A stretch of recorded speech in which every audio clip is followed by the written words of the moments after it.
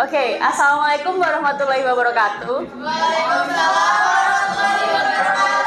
Perkenalkan, saya Anissa Sejada Jasmine bersama rekan saya Rendra. Di sini kami akan menyampaikan terkait RTH Ramah Disabilitas.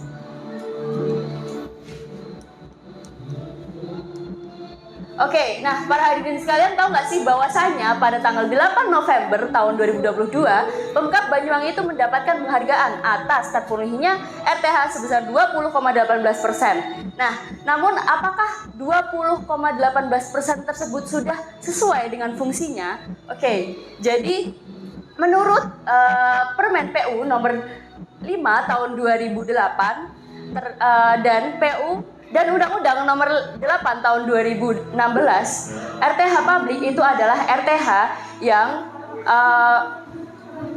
dikelola oleh pemerintah dan juga bertujuan untuk memenuhi kebutuhan masyarakat dan memberikan kesan yang nyaman dan aman. Nah, di sini kami mengambil contoh RTH Sri Tanjung. Gimana sih kondisi existing dari RTH Sri Tanjung itu sendiri?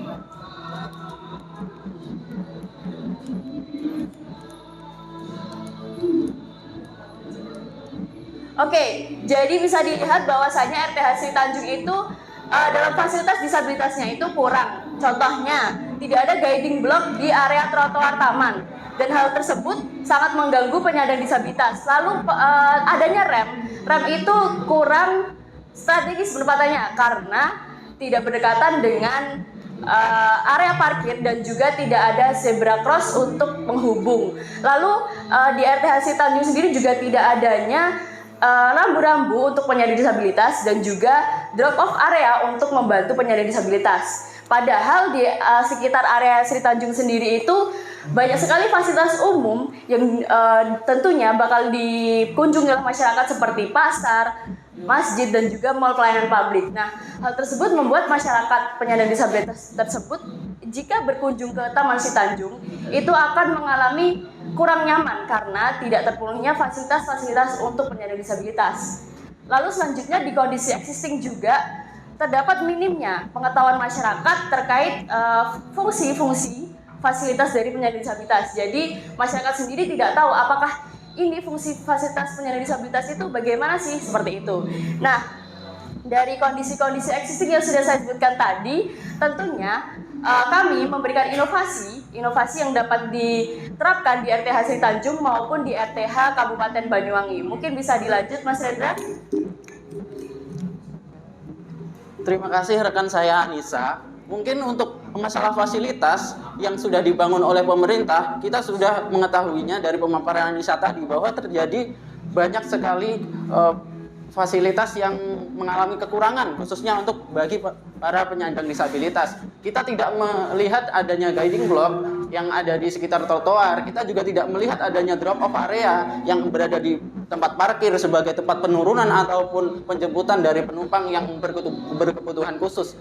Terus kita juga tidak melihat adanya rambu ataupun jalur khusus yang disediakan, terutama ini pada fasilitas lahan parkir yang disediakan. Karena sirkulasi lalu lintas dari jalanan primer menuju tempat parkir, sirkulasinya tidak ada jalur khusus untuk pejalan kaki ataupun bahkan rambu khusus untuk penyandang difabel. Kita juga memerlukan adanya pusat informasi. Ini tidak perlu besar, mungkin seperti pos satpam ataupun sebuah area yang memang di situ mampu diakses oleh sebagian besar orang untuk menerima ataupun mencari informasi tentang bagaimana kondisi existing yang ada di area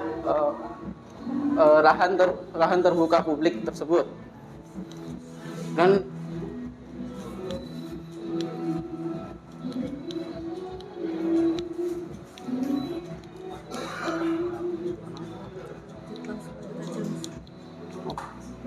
Dan tentunya kita juga memberikan solusi berupa peta aksesibilitas yang ini menunjukkan bagaimana akses yang mampu dilewati terutama khususnya untuk penyandang disabilitas dari sebuah kawasan. Ini terlihat ada bagaimana trotoar itu turun, terus di mana kita bisa mendapatkan pusat informasi Ini kita ambil dari percontohan yang sudah diterapkan di negara-negara maju. Ini kita ambil dari Tokyo.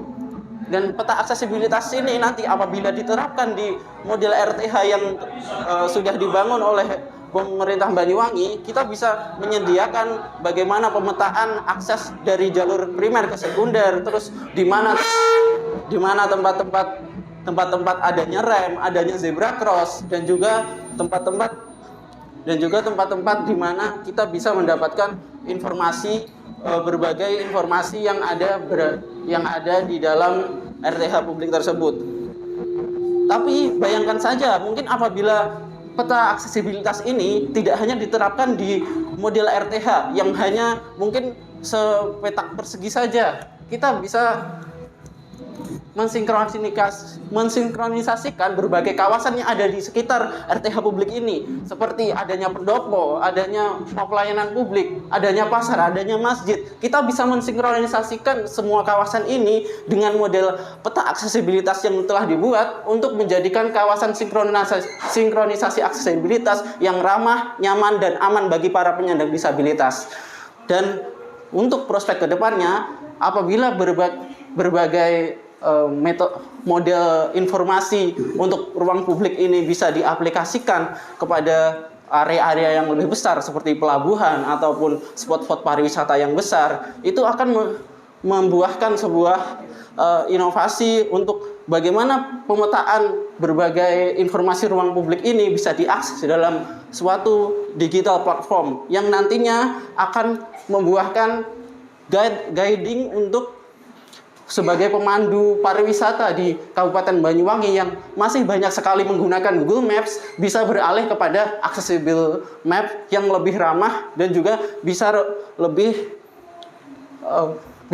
komunikatif, terutama bagi para penyandang disabilitas. Dan tentunya ini juga akan meningkatkan pariwisata Banyuwangi yang tidak hanya ramah bagi para wisatawan baik lokal maupun mancanegara, tapi juga ramah akan wisatawan yang menyandang disabilitas.